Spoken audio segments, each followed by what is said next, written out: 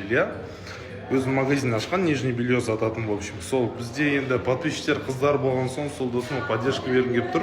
И, кстати, он сейчас будет проводить конкурс. Victoria's Secret'тан өте күшті, короче, белье разыгрывать етейін деп жатыр. Я сол конкурста участвовать ету үшін келесі стористе суретін постты салатын болам.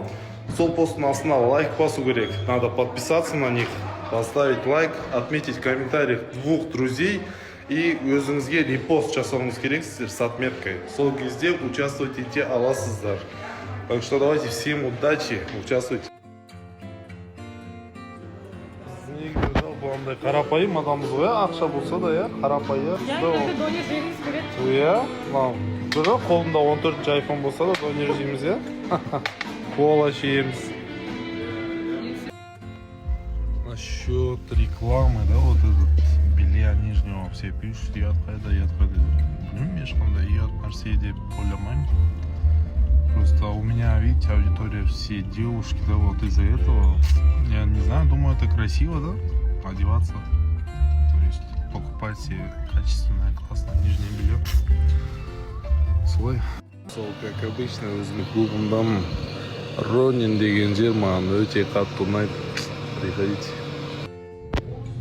Сәлем, достар, қалайсыңдар? Қалдарың қалай? 14:30-да эфирді көріңіздер. Бүгін өте қызық эфир болады деген ойдамын. Және де айтқым келгені жұма қабыл болсын. Короче, по сайту каждый угол у нас страсть мордости. Вот ряд парёрки, опа. Шерхан жа елікпен жүгіреді.